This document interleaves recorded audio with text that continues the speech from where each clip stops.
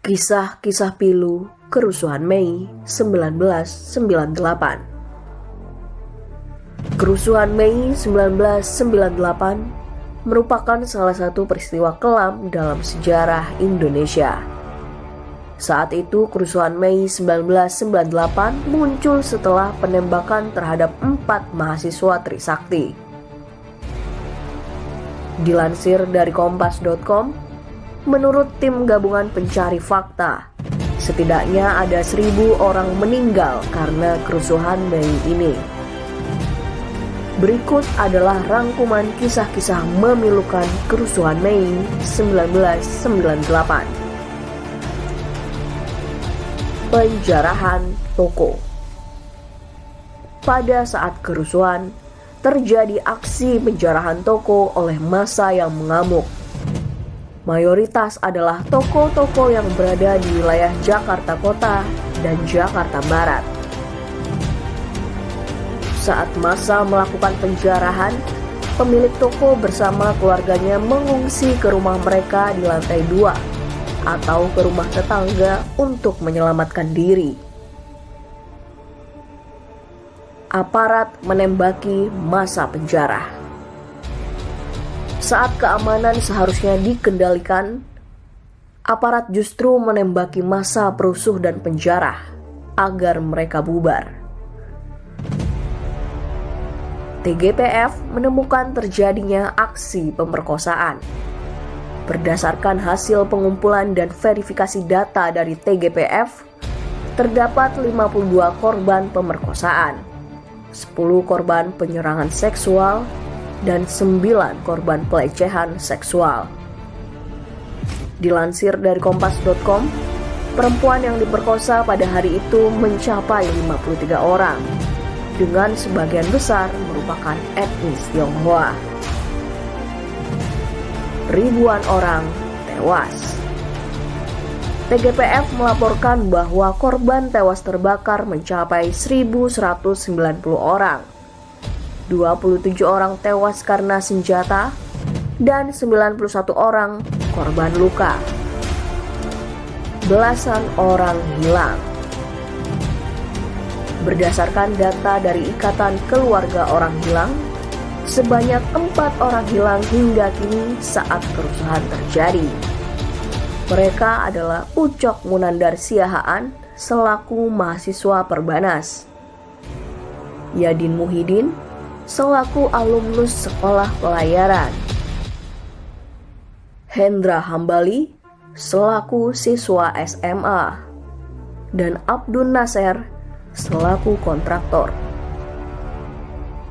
Di luar data IKOHI, ada juga orang hilang lain, seperti Stefanus Sanu yang menurut ibunya, anaknya hilang dalam peristiwa kebakaran Yogya Plaza, Klender, Jakarta Timur.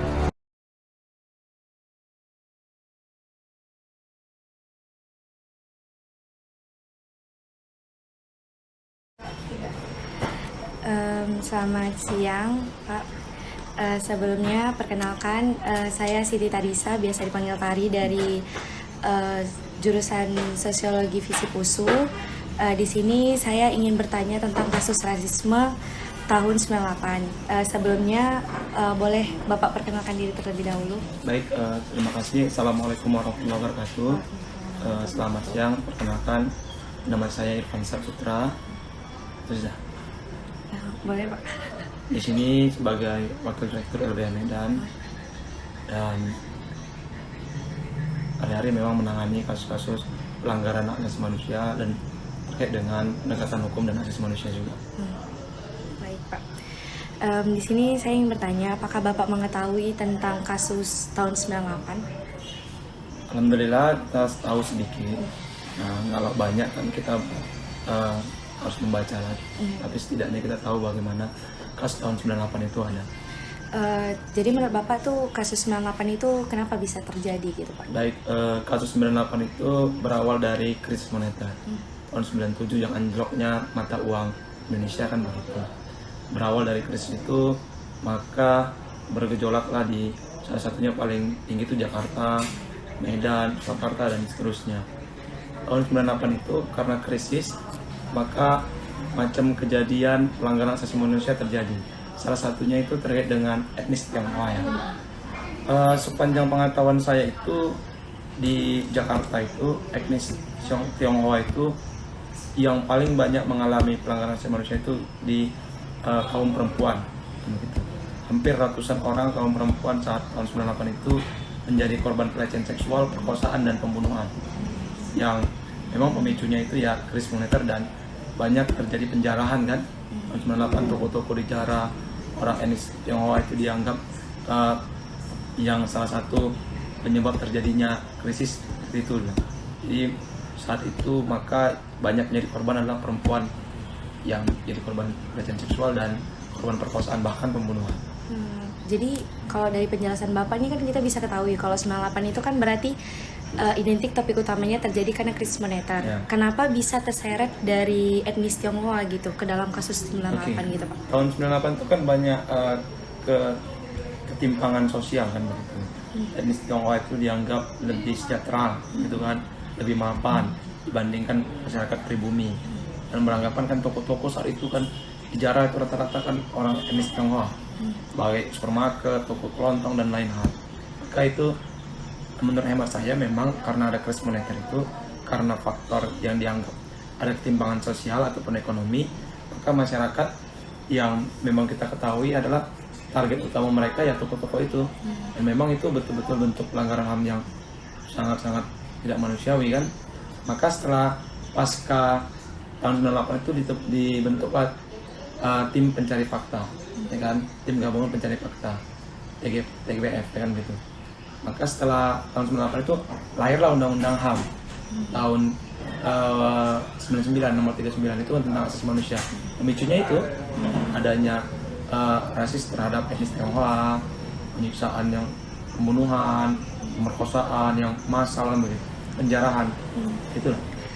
Jadi kan berhubung Bapak ini kan di lembaga bantuan hukum gitu biasa menangani kasus-kasus HAM gitu kan. Jadi bagaimana Bapak itu menyikapi atau rasa mengetahui kalau misalnya tahun 98 itu kasus rasisme itu sangat tinggi gitu Pak. Jadi gimana sikap Bapak gitu atau menyikapi hal tersebut gitu? Sikap kami LBH Medan ya pertama itu meminta kepada pemerintah untuk mengungkap kasus 98 itu.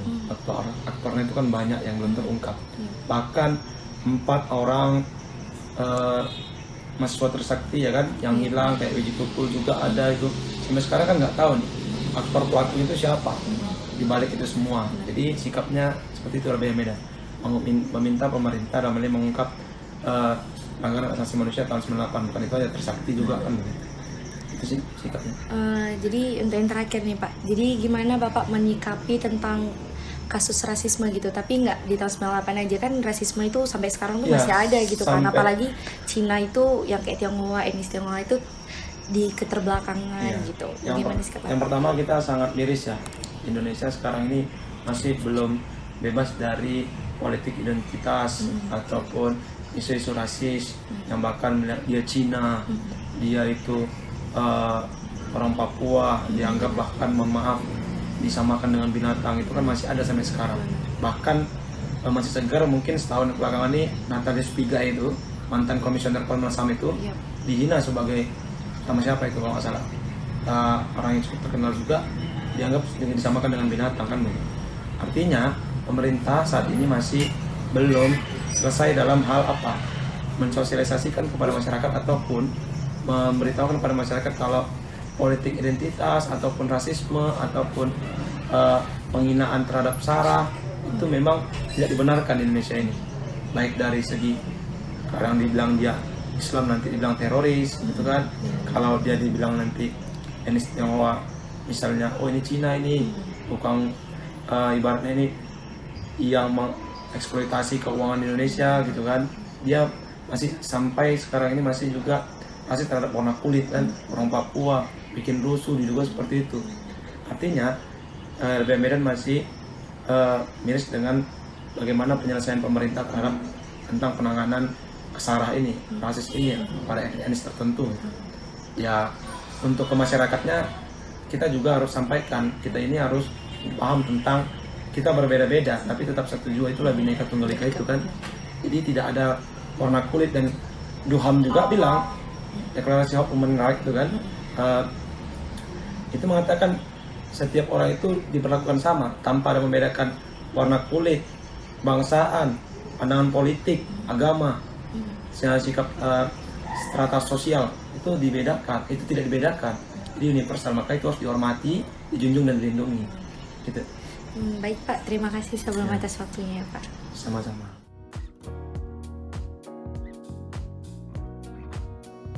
Kasus tahun 1998 terjadi karena krisis ekonomi. Hal ini menyeret etnis Tionghoa karena yang pertama, etnis Tionghoa menjadi elit ekonomi yang menguasai pasar global. Lalu yang kedua, adanya ketimpangan sosial karena etnis Tionghoa lebih sejahtera. Kasus tahun 1998 juga berbicara tentang perempuan dan subaltern. Hal ini terjadi karena perempuan terutama yang etnisnya Tionghoa diperkosa dan diperlakukan tidak senonoh dan terjadinya kelompok yang tertindas, yaitu etnis Tionghoa terhadap pribumi karena pribumi adalah kelompok yang dominan. Hal ini sesuai dengan pemikiran Gayatri Spivak, yaitu seorang pelopor studi postkolonialisme. Ia menganggap hal ini terjadi karena adanya trauma masa lalu sehingga menciptakan hal ini terjadi kembali dengan catatan yang dahulunya korban menjadi tersangka. Sama halnya dengan pemikiran Spivak, ini sejalan dengan termarginalkannya perempuan. Kasus tahun 1998 inilah yang menciptakan terlahirnya HAM agar dapat melindungi hak seluruh umat manusia.